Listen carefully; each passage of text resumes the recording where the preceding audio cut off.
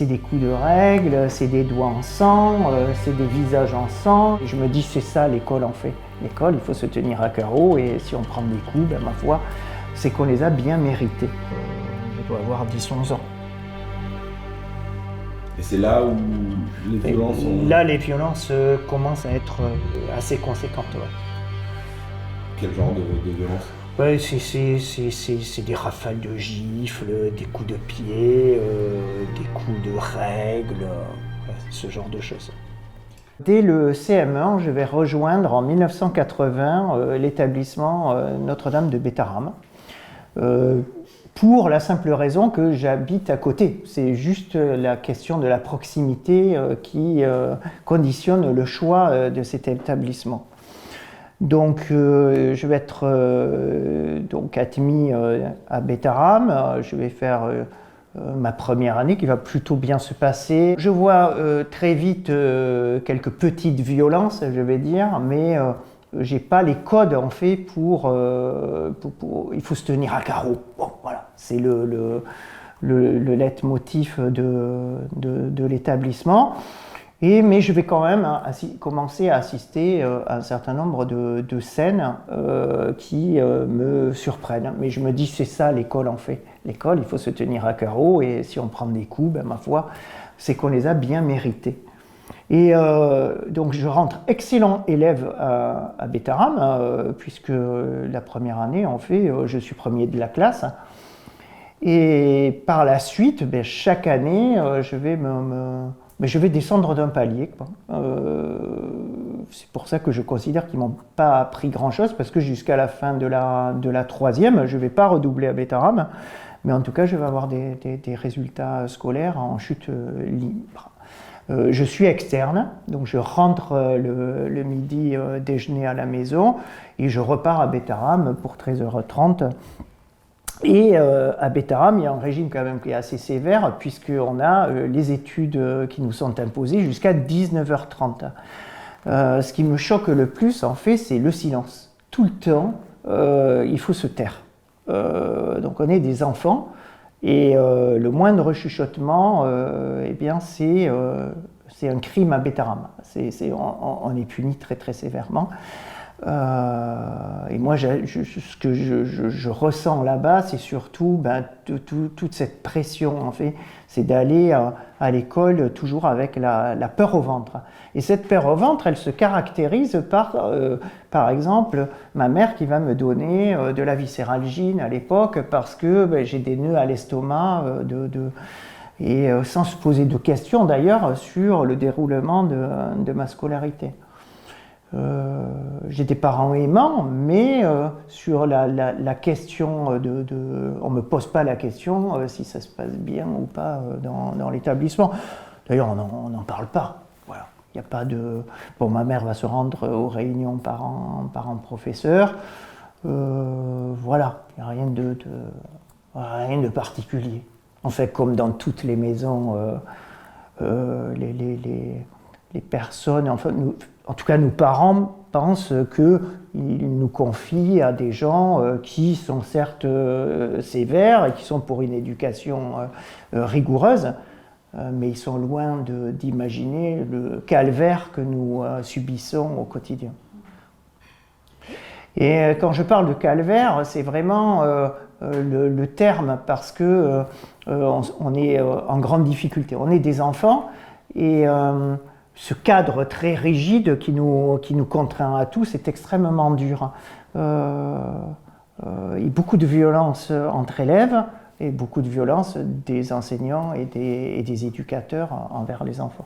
Et est-ce que vous pouvez nous décrire les populations différentes d'enfants qui semblent se mêler à Bétarame, entre ceux qui sont du coin, ceux qui sont envoyés peut-être par des familles un peu plus de notables qui cherchent un établissement d'excellence et des gamins un peu plus perdus de familles monoparentales par exemple ou orphelins de père et de mère? Oui, c'est vrai qu'on a on a tout ça qui se mélange en fait. Parce que quand on dit une école élitiste, oui et non en fait, parce qu'on a des gens à proximité, comme moi, de milieux extrêmement modestes, qui vont à Bétarame, avec des parents qui se saignent aux 80 pour payer la scolarité, ce qui explique aussi un peu l'omerta qu'il y a derrière. Après, oui, il y a des enfants de notables, mais ce que je découvre petit à petit, c'est que ces enfants de notables, ils ne sont pas forcément toujours privilégiés. Alors, ils le sont parce qu'ils prennent un peu moins de coups que les autres, évidemment, mais ils assistent quand même aux violences, donc ils sont quand même victimes collatérales. Et puis, il y a des enfants un peu perdus. Pourquoi ils sont perdus? Parce que les parents travaillent beaucoup, ils sont parfois à l'étranger, ou c'est des familles monoparentales. Et ces enfants, ils sont un peu livrés à eux-mêmes, très jeunes. On le voit d'ailleurs sur certaines photos que j'ai sur les rameaux. On voit les enfants avec le doudou, quoi. Ils arrivent à 7 ans et demi, 8 ans à Bétarame. C'est beaucoup trop jeune. Ces enfants, ils subissent en fait une scolarité imposée du dimanche soir au vendredi soir. Il faut bien imaginer dans quel cadre ils évoluent. Et c'est ça qui va laisser des stigmates tout au long de leur vie, en fait. Parce que toutes ces brimades, ces humiliations, ces mises au pérant, et surtout la disproportion, en fait. C'est ça qui choque le plus, c'est la disproportion des sanctions par rapport aux fautes qui sont commises. Moi, j'ai été surveillant à l'éducation nationale par la suite. Dans les années 90, dans le public, j'avais des enfants insolents qui utilisaient des grossièretés. À Bétarame, c'était même pas envisageable d'utiliser une grossièreté envers un adulte. Les pires attitudes, c'était de chuchoter. Les enfants ne répondaient pas, en fait. Voilà, c'était d'échapper une règle, et c'était de se retourner en études, c'était de parler dans le dortoir. C'est ça les crimes à Bétarame des enfants. Et ça, c'était corrigé d'une façon extrêmement sévère. Et vous aviez d'un côté, eh bien, ces éducateurs extrêmement durs, et puis la tiédeur, la gentillesse, la bonhomie des prêtres directeurs, parce que ils accueillaient largement dans leur bureau, et les enfants étaient en fait très partagés entre d'un côté les coups et de l'autre un peu de bienveillance, un peu de gentillesse, un peu de tendresse, un peu d'affection dont ils manquaient cruellement et qui vont être trahis évidemment par les gestes inappropriés, inadaptés des adultes. Parce que sur les violences strictement, aujourd'hui on le regarde avec notre œil année 2025-2024, quand on commence à entendre tous les témoignages, on entend aussi beaucoup parmi ceux qui soutiennent l'institution dire que c'est une époque, c'est un modèle pédagogique, on ne peut pas faire le procès d'une époque où ce genre de violence se passait dans différents établissements en réalité. Dans différents établissements, dans l'école libre, parce que dans les écoles publiques, on n'avait pas du tout ces comportements-là. Il y a eu, et c'est pour ça aussi que les parents ont soutenu un système qui allait à l'encontre des enfants. Mais ça, peut-être, ils ne le savaient pas. Ils avaient eux-mêmes sûrement vécu une éducation à la dure, et ils pensaient que pour obtenir des résultats, il fallait cogner, il fallait mettre un cadre extrêmement strict pour leurs enfants. Ce modèle ne fonctionne pas, en fait, au final. Alors, on dit, oui, des fois, ça nous a fait devenir des hommes. Bon, enfin, Bétarame ne nous a pas greffé un pénis. On était hommes avant Bétarame, et je pense qu'il y a beaucoup de personnes qui ne sont pas passées par ces institutions-là et qui ont très bien réussi aussi leur vie. Moi, ce que je constate aujourd'hui, avec le regard de 2025, c'est que le parcours de toutes ces victimes a été abîmé, brisé, et encore ceux qui sont là pour en parler, parce que beaucoup ont mis fin à leur jour ou sont dans des situations extrêmement compliquées avec des usages de stupéfiants. Donc, ouais, je pense qu'on fait cette action aussi pour tout le monde. C'est de dire ce modèle, en fait, il ne fonctionne pas. Alors peut-être ça a fonctionné pour un certain nombre de personnes. En tout cas, moi je ne vois pas beaucoup d'anciens élèves prendre la parole pour dire moi je me suis réalisé à Bétarame, on faisait des super veillées, il y avait une bonne ambiance entre les enfants, je me suis fait vraiment beaucoup de camarades. La preuve, il n'y a pas d'amicale, il n'y a pas de groupe Facebook d'anciens qui louent les louanges de Bétarame. C'est pour ça que quand je crée ce groupe des victimes de l'institution, j'insiste sur le terme victime parce que pour moi, on ne peut pas s'enorgueillir de ce que nous avons vécu là-bas. D'ailleurs, tous les anciens élèves maintenant que je croise, même ceux qui étaient partisans de l'institution, sont en train de dire « oui, quand même, c'était exagéré par rapport à ce qu'on méritait ». Certes, on était des enfants, et comme tous les enfants, on est turbulent à un moment ou à un autre. Mais à Bétarame, c'était un crime d'être turbulent.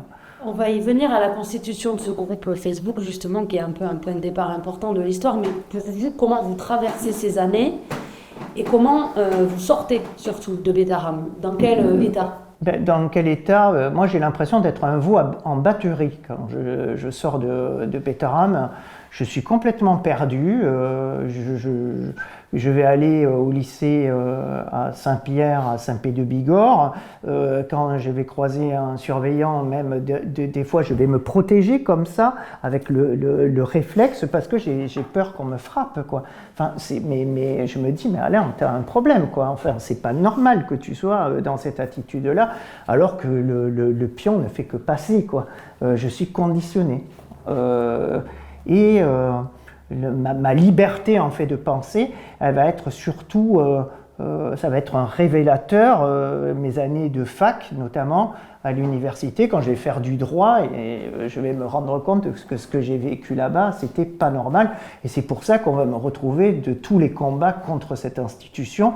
En 1996, aux côtés de Monsieur Lacoste-Séris, pour l'histoire de la baffe de son fils qui va lui faire perdre 40% d'audition. On va me retrouver en 98 et en 2000 sur la presse locale en train de dénoncer les pratiques moyenâgeuses de l'institution, et évidemment avec une force décuplée en 2023 à la constitution du groupe Facebook. Le moment où vous comprenez que tout ça n'a pas été normal, est-ce qu'on peut s'attarder un peu là-dessus? Vous dites que vous étiez à l'université. Qu'est-ce qui vous fait comprendre qu'il va peut-être falloir s'engager un peu plus? Est-ce qu'il y a un moment de bascule? C'est quoi? Est-ce que vous l'identifiez précisément? Précisément, je ne pense pas. Je n'ai pas comme ça de déclic, mais ce que je comprends, c'est que je veux devenir prêtre à 15 ans. Et je me dis non, quoi, c'est pas possible, les prêtres, c'est pas ça. On peut pas défendre un système comme ça. Donc déjà, la première sanction, je vais dire, contre l'Église catholique, c'est le fait que je vais pas servir Dieu et que je m'éloigne en fait de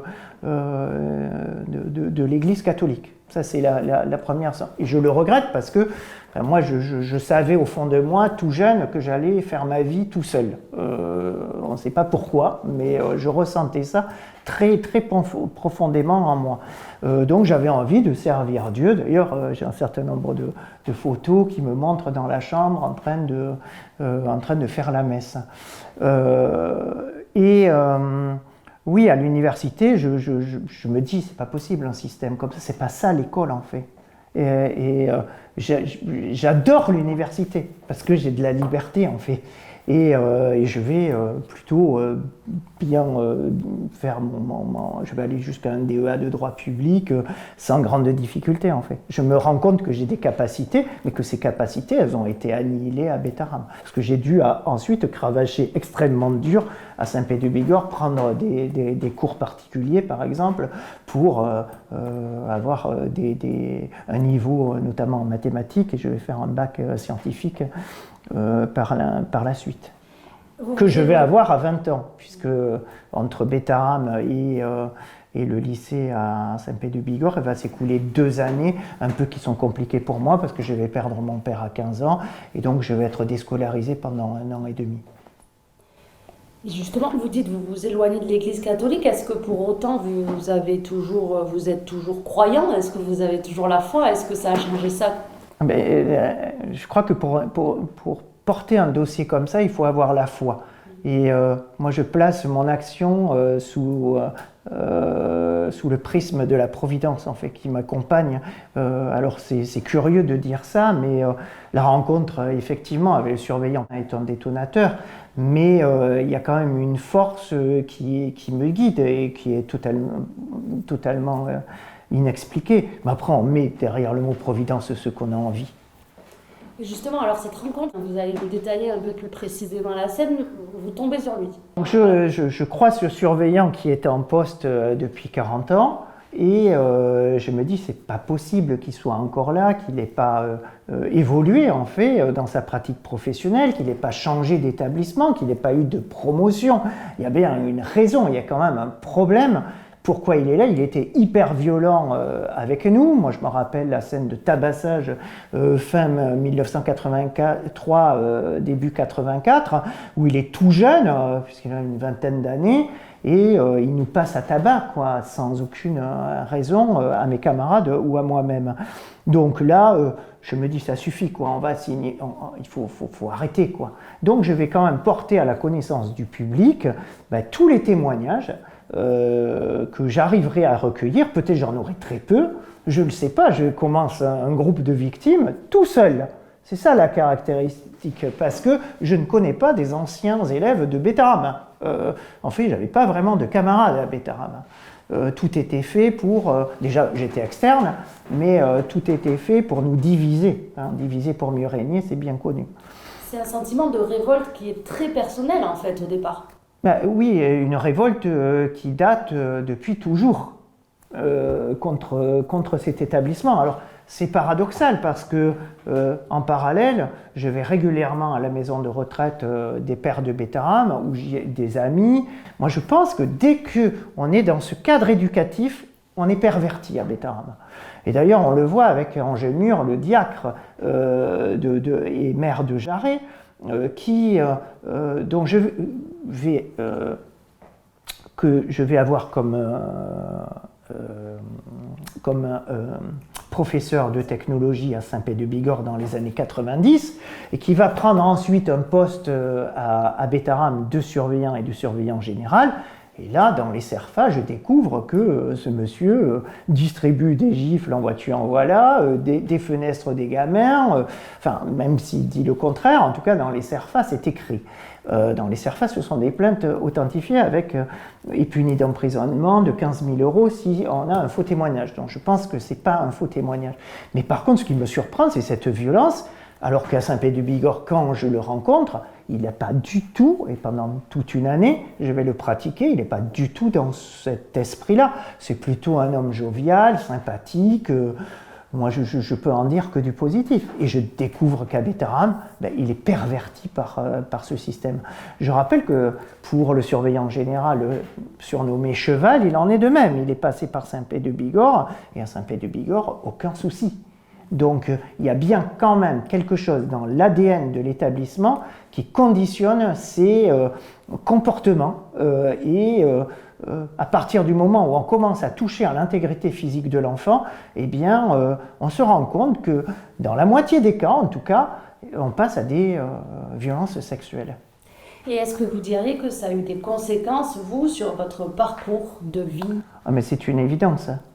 C'est une évidence. Alors, pas forcément, plutôt un manque de confiance en moi, pas en termes d'irritabilité ou autre, mais j'ai quand même des difficultés face, par exemple, à l'autorité.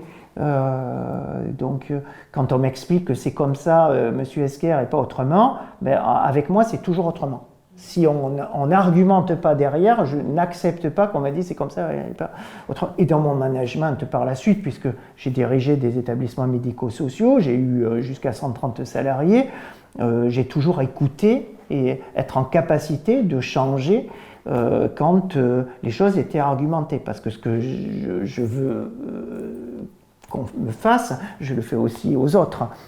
C'est un jeu comme ça. Entre nous. Donc je pense que je suis plutôt un manager bienveillant. Et sur la solitude que vous évoquez quand vous étiez gamin, est-ce que c'est quelque chose qui vous a suivi, ça aussi? Ah oui, toujours. Toujours, toujours. Après, bon, voilà, j'ai eu des aventures, j'ai rencontré des personnes. Bon, je voulais adopter, par exemple, un enfant, ça c'est depuis très très longtemps. Et puis, dans cette aventure, bon, la compagne que j'avais à l'époque voulait absolument un enfant d'abord d'elle, et puis après adopter. Et moi, je pense que voilà, ça ne veut rien dire d'avoir son sang. Pour moi, ça ne représente pas grand-chose. Pour une mère, ça peut être important, je l'entends. Mais en tout cas, ça ne s'est pas réalisé. Mais j'ai des enfants de cœur. Voilà, c'est pas voilà. Et j'en ai 2. Pour revenir un peu donc sur, on suit le fil de la constitution de ce groupe Facebook, de ce qui vous tombe sur la tête, littéralement.